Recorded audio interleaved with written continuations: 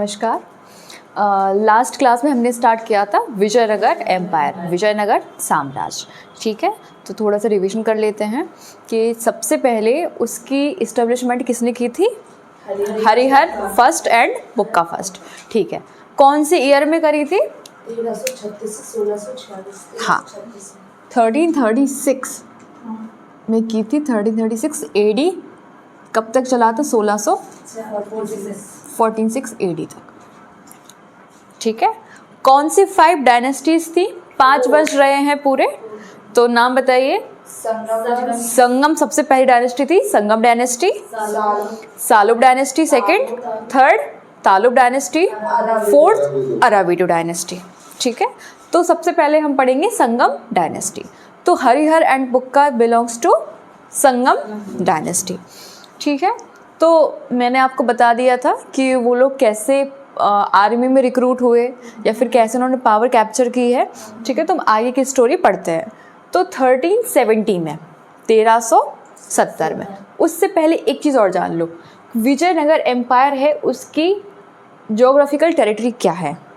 ठीक है, तो आज का कौन सा स्टेट आ जाएगा आपका? कर्नाटक आ जाएगा। और ये कौन सा स्टेट आ जाएगा? आंध्र आ जाएगा।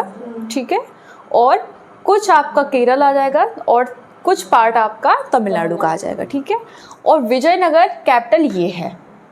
ठीक है, जो संगम डायनेस्टी जो पहली थी, ठीक है, उसकी कैपिटल, उसकी क्या, ये मैं तो विजयनगर सिटी की बात कर रही हूँ। ठीक है, तो उसकी लोकेशन है ये। तो ये आपको ज्योग्राफिकली क्लियर होना चाहिए कि विजयनगर एम्पायर यहाँ पर फ्लरिश्ड हुआ था। ठीक है, तो अब हम बात करेंगे Harihara first and Bukka Raya first. तो बुक्का राय फर्स्ट जो थे, जिन्होंने फाउंडेशन की थी विजयनगर एम्पायर की, उनके 2 लड़के थे, कुमार कंपन एंड हरिहर सेकंड। ठीक है, तो कुमार कंपन के बारे में हम थोड़ा सा यहाँ पर डिस्क्रिप्शन जानते हैं।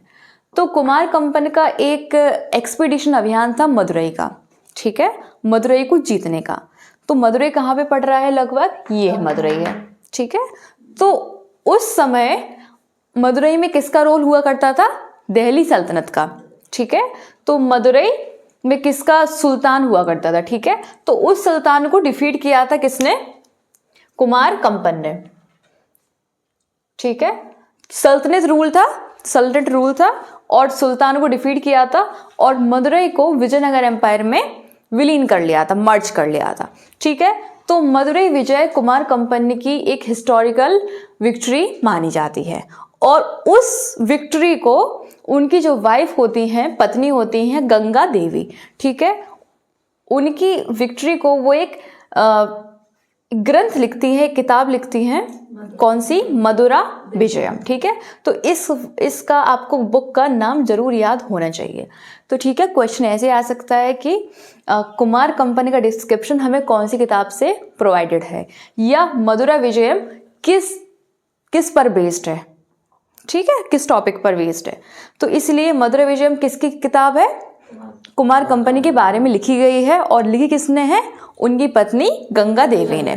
ठीक है, उन्होंने इस तरीके से उसको लिविंग डिस्क्राइब किया है, जैसे कि लिविंग डिस्क्रिप्शन का मतलब क्या होता है? जो ऑथर्स होते हैं, अच्छे गुड ऑथर्स होते हैं, तो जो पढ़ने वाले लोग हैं ना, जो उस बुक को पढ़ रहे हैं, ठीक है, उनको बुक पढ़ने के बाद जो चीज़ें हैं वो बहुत ही ज़्यादा रियलिस्टिक और कैसी फील होंगी? डिटेल्ड एक्सप्लेनेशन होगा, रियलिस्टिक होगा और ये लगेगा ये सब चीज़ें लाइव हुई हैं। ठीक है, तो एक लिविंग डिस्क्रिप्शन उन्होंने, she had made a living description on Madura Vijayam. ठीक है, तो ये उनकी किताब थी, किनकी? वाइफ, उनकी जो कुमार कंपनी की पत्नी थी, गंगा देवी की। ठीक है, तो मदुरा विजयम में हमें किसकी कहानी पढ़ने को मिलती है? कुमार कंपनी की। ठीक है, इनके बारे में हमें इतना ही पढ़ना है, फिर हम नेक्स्ट पढ़ेंगे हरिहर सेकंड के बारे में। ठीक है, ठीक है, तो अभी हमने डिस्कस किया कुमार कंपन। ठीक है, अब हम डिस्कस करेंगे हरिहर सेकंड। ठीक है, तो हरिहर सेकंड किसके सन है? बुक्का राय फर्स्ट के, ये तो मैंने पहले बताया है। तो जो हरिहर द्वितीय हैं, इन्होंने टाइटल लिया था महाराजा धीराज का। ठीक है, उन्होंने कौन सा टाइटल एज्यूम किया था? महाराजा धीराज का। ठीक है, इनकी विक्ट्री भी काफ़ी इंपॉर्टेंट है। फॉर एग्जाम्पल इन्होंने कौन कौन से स्टेट्स को जीता था? कनरा, मैसूर, त्रिचुन्नापल्ली, कांची। ठीक है, तो ये टेरिटरीज को इन्होंने विक्ट्री किया था, उसके बाद विजयनगर एम्पायर में मर्ज कर लिया था। और एक इम्पॉर्टेंट चीज़ यहाँ पर ये भी है कि श्रीलंका, ठीक है, श्रीलंका एक दूसरा कंट्री है। यहाँ से, यहाँ के किंग से हरिहर सेकंड जो है वो रिवेन्यू लेते थे। ठीक है, रिवेन्यू कलेक्ट करते थे। क्यों करते थे कलेक्ट? क्योंकि उस समय इनका कंट्रोल था इंटरनेशनल ट्रेड तो होती होगी, पहले भी थी, अभी भी है। तो उस समय जो आपका मैरीटाइम का मतलब क्या होता है? जो आपका सामुद्रिक व्यापारिक रूट है ना, ट्रेड रूट है, उस पर कंट्रोल है उनका। और जितने भी पोर्ट्स हैं, बंदरगाह हैं, और उस पर कंट्रोल है। ठीक है, अब जो उनके पोर्ट्स को और जो ट्रेड रूट हैं, क्योंकि कुछ फिक्स ही रूट होते हैं ना समुद्र के, जैसे कि ये हैं, अब यहाँ से ट्रेड हो रही है, ये हो रही है, यहाँ से भी जा रही है, तो अब जो यहाँ पर इन्फ्लुएंसर होगा, ठीक है, आज भी ऐसा ही है, किंग है, वो इन्फ्लुएंस करते हैं इन रूट्स को, तो भाई दूसरे कंट्री के यहाँ से ट्रेड होगा तो उसको रेवेन्यू दे के जाना पड़ेगा। ठीक है, आजकल भी लगती है ड्यूटी। ठीक है, तो उस टाइम पर भी जो पावरफुल किंग है वो वहाँ के ट्रेड को कंट्रोल करेगा, पोर्ट्स को कंट्रोल करेगा, क्योंकि भैया पोर्ट्स के और इंटरनेशनल जो मैरीटाइम रूट है, ट्रेड रूट है, उसके बिना आपका इकोनॉमी सर्वाइव नहीं कर पाएगा ना, क्योंकि ये कोस्टल स्टेट्स हैं। ठीक है, तो कोस्टल स्टेट्स की इकोनॉमी का बहुत बड़ा पार्ट किससे आएगा? जो समुद्रिक ट्रेड है। ठीक है, मैरीटाइम ट्रेड है। इसीलिए क्योंकि हरिहर सेकंड ने कंट्रोल कर लिया था, इसीलिए श्रीलंका के किंग को इन्हें रेवेन्यू देना पड़ता था। ठीक है, और एक सबसे बड़ी विक्ट्री इनकी जो थी हरिहर सेकंड की, वो थी बहमनी स्टेट। बहमनी स्टेट कहाँ है आपका? इस साइड है, विजयनगर एम्पायर के वेस्ट साइड है। ठीक है, ये समझ रहे हो, ये आपका बहमनी स्टेट है। तो इससे इन्होंने गोवा और बेलगाम को कैप्चर कर लिया था, और फिर विजयनगर मतलब हरिहर सेकंड ने बहमनी स्टेट के 2 टेरिटरी को, बेलगाम और गोवा को मर्ज कर लिया था विजयनगर एम्पायर में। ठीक है, कैसे कर लिया था? थोड़ा सा बहमनी किंगडम के बारे में जानते हैं। ठीक है, बहमनी किंगडम जो था, इसको 1347 में बहमन शाह ने इस्टेब्लिश किया था। ठीक है, ये बहमनी किंगडम को। ठीक है, ये किसका पार्ट था? दिल्ली सल्तनत का। ठीक है, नॉर्थ इंडिया में था ना दिल्ली सल्तनत, यहाँ पर आपका इसका पार्ट था ये। लेकिन जो बहमन शाह थे, इन्होंने दिल्ली सल्तनत के अगेंस्ट में रिवेलियन कर दिया। रिवेलियन मतलब विद्रोह कर दिया।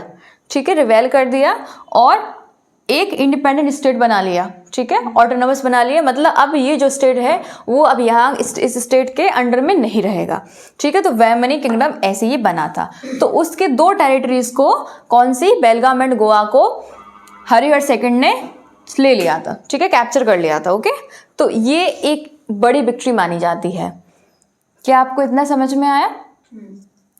ओके, और जो हरिहर सेकंड थे वो भगवान शिव की विरूपक्ष रूप है, विरूपक्ष फॉर्म है भगवान का, जो जैसे कि भगवान शिव ऐसे विराजमान हैं और उनके लेफ्ट साइड में गॉडेस पार्वती वो भी विराजमान है। ठीक है, उनके लेफ्ट में या लेफ्ट साइड में। ठीक है, और उनके जितने भी सेवक हैं वो भी आसपास खड़े हुए हैं। तो आप अगर कभी उसको गूगल करेंगे तो हम्पी में बहुत बड़ा टेम्पल है। ठीक है, भगवान शिव के विरूपक्ष रूप का। ठीक है, तो आप इसको ज़रूर गूगल कीजिएगा, तो आपको एक अच्छा सा टेम्पल दिखेगा हम्पी में। ठीक है, थोड़ा सा देखना है ताकि आपको याद रहे, कि हो सकता है कभी क्वेश्चन आए या नहीं आए, लेकिन इतना थोड़ा सा बेसिक पता होना चाहिए। ठीक है, क्वेश्चन आपके मोस्टली यहाँ से बनेंगे। ठीक, तो अभी हमने क्या करवाया आपको? कुमारकंपन एंड हरिहर सेकंड।